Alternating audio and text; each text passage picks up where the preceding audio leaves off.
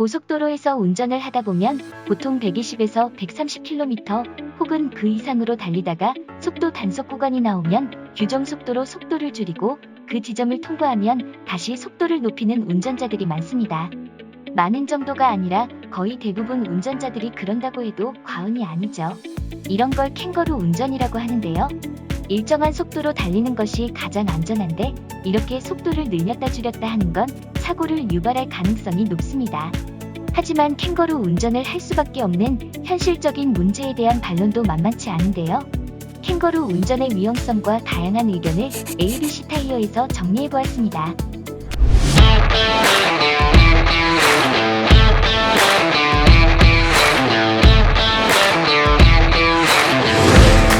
캥거루 운전은 평소에는 규정 속도 이상으로 달리다가 단속 카메라 앞에서만 속도를 줄이는 운전 습관을 말합니다.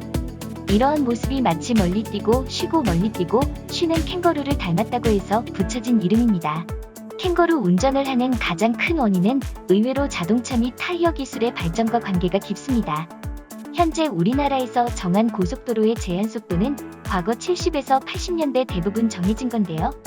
당시에는 운전자가 아무리 빨리 가고 싶어도 100km 훌쩍 넘는 속도로 달릴 경우 고속 주행성이 현저히 떨어졌습니다. 마치 차가 이륙할 것 같다거나 좌우로 흔들리는 등 불안할 수밖에 없었죠. 하지만 현재는 소형차라고 해도 130에서 140km를 안정적으로 달릴 수 있을 정도로 고속 주행의 안전성이 좋아졌습니다.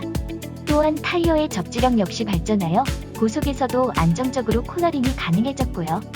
그러다 보니 운전자 입장에서는 고속으로도 얼마든지 달릴 수 있는데 현재 규정 속도가 답답한 겁니다. 게다가 과속 단속을 당할 염려도 별로 없습니다. 단속 구간을 내비게이션이 친절하게 알려주니까요. 사실 이렇게 내비게이션에서 과속 단속 구간을 알려주는 나라는 우리나라 이외에 별로 없다고 합니다. 또한 알려주더라도 경찰관이 직접 불시에 함정 단속을 하던가 해서 결코 안심할 수 없는 거죠.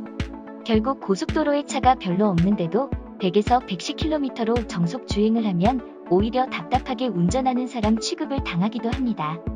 상황이 이러다 보니 캥거루 운전을 탓할 게 아니라 규정을 먼저 현실적으로 바꿔야 한다는 목소리가 높습니다.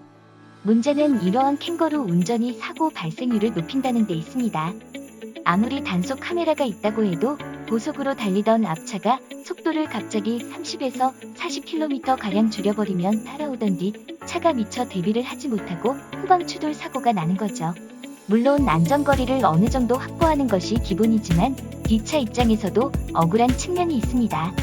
게다가 고속도로 후방 추돌 사고는 앞차 운전자의 생명도 앗아갈 수 있는 대형 사고가 될 가능성이 높다는 점에서 부디 잘잘못을 따지는 게 의미가 없을 수도 있습니다. 그렇다고 해서 제한 속도를 120km 혹은 140km까지 올리는 것도 고민해야 할 점이 여러 가지입니다. 승용차는 그렇다 쳐도 버스나 화물 트럭이 이러한 속도를 허용하는 건 대단히 위험하기 때문이죠. 지정 차로제를 지키면 문제없는 것 아니냐는 반론도 있을 수 있는데요. 제한 속도보다 더 지켜지지 않는 것이 유명무실한 지정 차로제다 보니 무의미한 건 마찬가지입니다. 반대로 고속도로에서 사고를 유발하는 진짜 범인은 사실 고속으로 달리는 자동차라기보다는 교통의 흐름을 깨는 저속으로 달리는 자동차입니다. 평균 속도보다 8km에 느리게 달리는 자동차가 사고 발생을 10%가량 증가시킨다는 연구 결과도 있고요. 이런 상황에서 규정 속도 상한을 늘리게 되면 이러한 저속 차량으로 인한 사고 발생률이 더욱 높아질 가능성이 높습니다. 결론은 참 어렵습니다. 운전자들이 성숙한 운전의식을 가지고 법을 준수하는 것인데요. 이게 말처럼 쉬울 것 같으면 애당초 캥거루 운전이라는 말 자체가 나오지 않았겠죠. 성숙한 운전자 의식과 보다 적극적인 경찰의 단속이 지속적으로 이루어져야 가능하지 않을까 생각합니다. 지금까지 ABC 타이어에서 전해드렸습니다.